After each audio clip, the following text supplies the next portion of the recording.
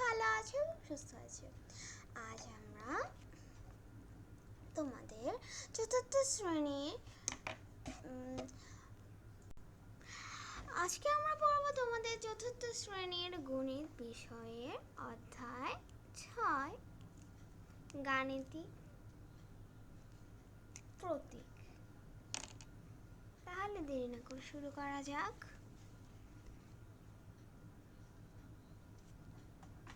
গাণিতিক প্রতীক এটা আসলে কি? গাণিতিক প্রতীকের তিনটা ভাগ আছে। আমরা গাণিতিক প্রতীককে তিনটা ভাগে ভাগ করতে পারি। প্রথমটা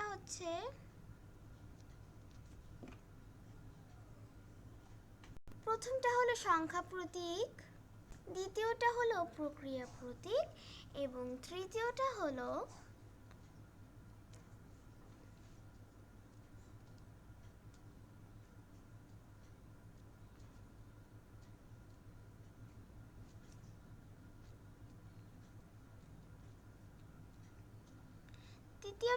সম্পর্ক প্রতীক। এগুলো এক একটা কাকে কি বলে? এগুলোকে সংখ্যা প্রতীক। সংখ্যা প্রতীক হলো সংখ্যা লেখার জন্য আমরা যেসব প্রতীক ইউজ করে থাকি বা ব্যবহার করে থাকি, সেই সংখ্যা বা প্রতীকগুলোকে আমরা সাধারণত বলে থাকি সংখ্যা প্রতীক। সংখ্যা প্রতীক কয়টা? সংখ্যা প্রতীক হচ্ছে 10টা। এটা হচ্ছে 0 থেকে 9 পর্যন্ত। 0 থেকে 9 পর্যন্ত আমাদের লেখা শেষ। 0, 1, 2, 3, 4, 5, 6, 7, 8, 9 এতটুকু হচ্ছে সংখ্যা প্রতীক। এগুলোকে সাধারণত সংখ্যা প্রতীক বলা হয়। আমরা উদাহরণ দিতে গেলে কি হতে পারে? 38 লেখার জন্য 3 এটা একটা অঙ্ক, 8 এটা আরেকটা অঙ্ক। এই দুইটা অঙ্ককে আমরা যখন পাশাপাশি বসিয়েছি, একেবারে পাশাপাশি, তখনই সেটাকে আমরা বলতে পারছি 38। আমরা যদি এখন 3কে এখানে লিখি আবার 8কে লিখে দেই এখানে, তাহলে কি এটাকে কেউ 38 বলবে? কেউ বলবে না। আমিও বলছি না যে এই দুইটা মিলে 38। এটা 38 হবে তখন এটা 38 হবে যখন এটাকে আমরা পাশাপাশি বসাবো। তখনই হবে 38। তাহলে আমরা বুঝতে পারলাম এগুলো তো ছোট ছোট সংখ্যা। আমরা যদি একটু বিশাল বড় সংখ্যাও লিখতে চাই, আমাদের এই প্রতীকগুলোই ব্যবহার করতে হবে। আবার আমরা সংখ্যা প্রতীকগুলোকে অঙ্ক বলতে পারি। অঙ্ক 0 একটা অঙ্ক, 2 একটা অঙ্ক, 8 একটা অঙ্ক, 5 একটা অঙ্ক। অর্থাৎ আমরা সংখ্যা প্রতীককে অঙ্ক নামেও ডাকতে পারি বা বলতে পারি। এরপরে চলে আসি প্রক্রিয়ার প্রতীকে। প্রক্রিয়া, প্রসেস, ধাপ, কাজ, কি করতে হবে আমাদের, এটাই বোঝায় প্রক্রিয়া প্রতীক দিয়ে। আমরা অঙ্কের মধ্যে অনেক প্রক্রিয়া, প্রসেস বা কাজ করে থাকি। যেমন আমাদের অঙ্কে থাকতে পারে যে যোগের কাজ থাকতে পারে, বিয়োগের কাজ থাকতে পারে, গুণের কাজ থাকতে পারে, আবার ভাগের কাজ থাকতে পারে। এগুলোই মূলত প্রক্রিয়া প্রতীক। এগুলো হচ্ছে এই যে যোগ, বিয়োগ, গুণ আর ভাগ, এগুলোই হচ্ছে প্রক্রিয়া প্রতীক। যেমন আমাদের একটা অঙ্কে বলা হলো 5 আর 6 যোগ করো, তাহলে আমরা এখানে বসাবো যোগ চিহ্ন। বা একত্র করো বললে আমরা এখানে যোগ চিহ্ন বসাবো, তাহলে হয় 11। আচ্ছা, আমাদের যদি বলা হয় যে 11 থেকে 11, আমাদেরকে যদি বলা হয় 11 থেকে 4কে বিয়োগ করো, বা 11 থেকে 4কে বাদ দিয়ে দাও, তাহলে আমরা এখানে কোন প্রতীক চিহ্নটা বসাবো? বিয়োগ চিহ্ন। এভাবে আমরা প্রতীক চিনব। তারপর সম্পর্ক প্রতীক। সম্পর্ক একটা সংখ্যার সাথে আরেকটা সংখ্যার সম্পর্কটা কি, এটাই বোঝায় সম্পর্ক প্রতীক দিয়ে। সম্পর্ক প্রতীক কয়টা? 6টা। কি কি? সমান, আরেকটা হচ্ছে বৃহত্তম, আরেকটা হচ্ছে ক্ষুদ্রতম, আরেকটা হচ্ছে সমান নয়। বৃহত্তম নয়, আরেকটা হচ্ছে ক্ষুদ্রতম নয়। এই যে এগুলি হচ্ছে মোট 6টা সম্পর্ক প্রতীক। যেমন বলা হলো যে 7, 8 এই দুইটা সংখ্যার মধ্যে সম্পর্কটা কি? আসলে সম্পর্কটা কি? তাহলে এটা কি সমান? না। এটা কি 7 কি বড়? না। 7 কি ছোট? হ্যাঁ, 7 ছোট। তাই আমরা এখানে ছোট চিহ্ন ইউজ করব, মানে 7 হচ্ছে ছোট। আচ্ছা, আপনারা এখানে প্রশ্ন ধরতেই পারেন যে এগুলোর এক সাইডে বড় বসে আর এক সাইডে ছোট বসে।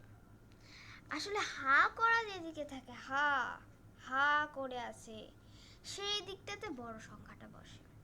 আর যেদিকে অফ হয়ে গিয়েছে হাতটা, এই যে এই জায়গাটাতে অফ হয়ে গিয়েছে না, এই জায়গাটাতে বসে ছোট সংখ্যাটা। তাহলে আপনারা ধরতেই পারেন বা বলতেই পারেন যে তাহলে দুটি চিহ্নের নাম কেন আলাদা রাখা হলো?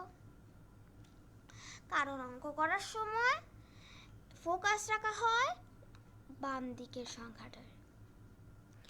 তাই বাম দিকের সংখ্যাটা ছোট বলে এখানে ছোট সংখ্যাটার নাম দেওয়া হয়েছে। মানে ডান দিকের সংখ্যাটা যে বন্ধ থাকবে, অর্থাৎ এটি ছোট, এই জন্য এটির নামও ছোট চিহ্ন দেওয়া হয়েছে। এখন যদি এখানে, আচ্ছা, এর জন্যই এটার নাম ছোট। আচ্ছা, আমরা তাহলে এটাকে উল্টো করে দিই, তাহলে এখানে বসবে কোন চিহ্ন? বড় চিহ্ন। এটাতেও একই কথা, কারণ এবারে বাম দিকের সংখ্যাটার প্রতি প্রকাশ রাখা হয়েছে, এখানে বাম দিকের সংখ্যাটা বড়, এই জন্য এটির নামও বড় চিহ্ন হয়েছে। তাহলে আমরা বুঝতে পারলাম এগুলোর নাম কেন আলাদা হয়ে থাকে। তাহলে আমরা তো সংখ্যা প্রতীক শিখলাম, প্রক্রিয়া প্রতীক শিখলাম, আর সম্পর্ক প্রতীকও শিখে গেলাম। তাহলে আমরা এগুলো সম্পর্কিত কোনো প্রশ্ন আসলে নিশ্চয়ই উত্তর দিতে পারবো। তাহলে আমরা এবার অনুশীলনীতে চলে যাই। তো আমরা এখানে 1 নম্বর প্রশ্ন লিখে নিলাম। 1 নম্বর প্রশ্নে বলা হয়েছে, খালি ঘরে সম্পর্ক প্রতীক বসাও যাতে গাণিতিক বাক্যটি সঠিক হয়। এখানে আমরা 1 নম্বর প্রশ্ন এবং 2 নম্বর প্রশ্নের উত্তর করে দেখাবো। মানে 1 নম্বর আর 3 নম্বরটা করব, আর এখানে আমরা 1 নম্বরটাই করাবো, 1 নম্বর, তারপরে 3 নম্বরটা করাবো।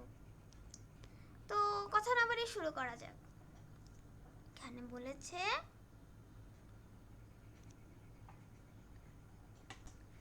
87 যোগ 13 খালি ঘর 108 বিয়োগ 19।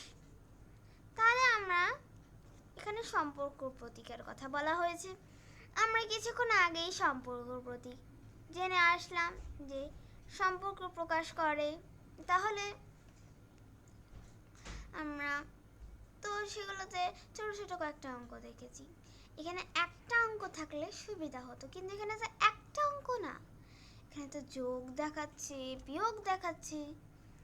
মেন অঙ্কটা যে কত হবে সেটা তো আমরা জানি না। তাহলে আমরা সম্পর্ক প্রতীক কেমনে বসাবো? তাই আমরা সমাধান করি, যে আমরা কিভাবে সমাধান করব এটা। তো প্রথমেই আমরা লিখব বাম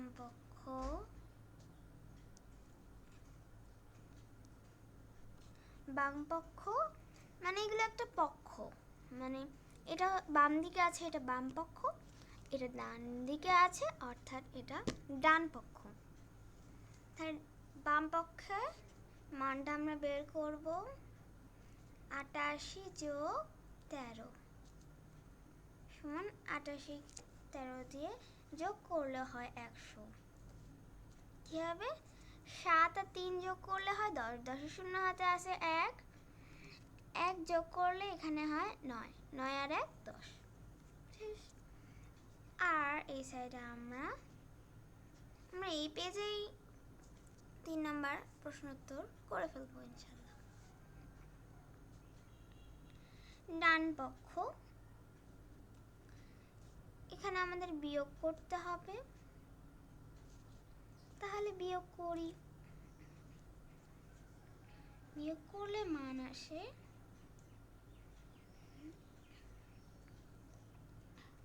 89। তোমরা বিয়োগ করলেও বুঝতে পারবে।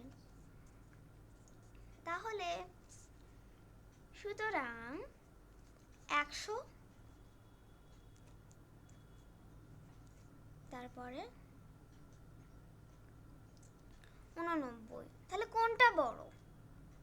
আমরা বুঝতে পারছি যে 100 বড় অর্থাৎ ডান পক্ষ বড়, সেহেতু আমরা এখানে বড় চিহ্ন ইউজ করব। তাহলে আমরা বুঝে গেলাম এখানে বড় চিহ্ন বসবে। তাহলে এখন আমরা আমাদের প্রশ্নটিকে তুলে নেই। তো আমরা প্রশ্নটিকে তুলে নিলাম, তাহলে আমরা বুঝে গেছি উত্তর হবে বড় চিহ্ন। তাহলে আমরা 3 নাম্বার প্রশ্নটাও লিখে নিলাম। তাহলে এটার উত্তর কি হবে? এখানে আছে 343 ভাগ 7 ভাগ 7। এখানে রয়েছে 343 ব্র্যাকেটে 7 গুণ 7। তাহলে এটার উত্তর কি হবে? প্রথমে বাম পক্ষ আমরা এখন অন্য নিয়মে করব। নিয়ম একই, কিন্তু আর কি চেহারাটা একটু ভিন্ন হবে। এখানে আমরা সমান চিহ্ন দিয়ে করব। এই ভাগ 7, এটাকে মানে 343কে 7 দ্বারা ভাগ করলে হয় 49। আপনারা এটা করতে পারেন ভাগ 7। আমরা জানি 7 7 49, উত্তর হচ্ছে 7। তাহলে ডান পক্ষ কি হয়?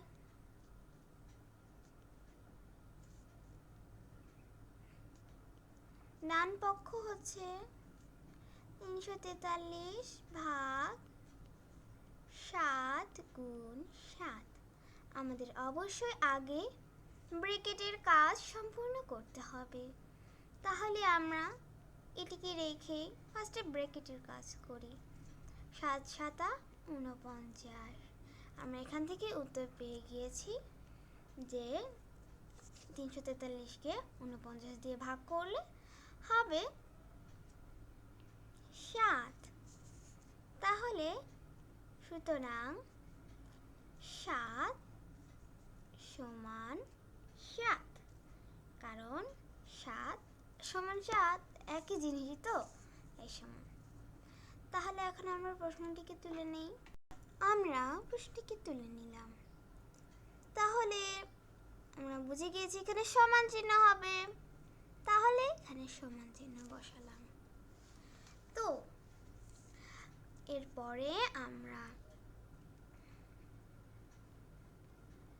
এই পর্যন্তই। দেখা হবে নতুন ভিডিও নিয়ে, অর্থাৎ 2 নম্বর প্রশ্ন নিয়ে আমরা পরে আলোচনা করব। এবং আমার ভিডিওটি ভালো লেগে থাকলে সাবস্ক্রাইব করে দিও, বেল আইকনটি প্রেস করে দিও এবং একটি লাইক করে শেয়ার করে দিও। তো আজকের মতো এই পর্যন্তই, দেখা হবে অন্য কোনো ভিডিওতে। তো ভালো থেকো, আল্লাহ হাফেজ।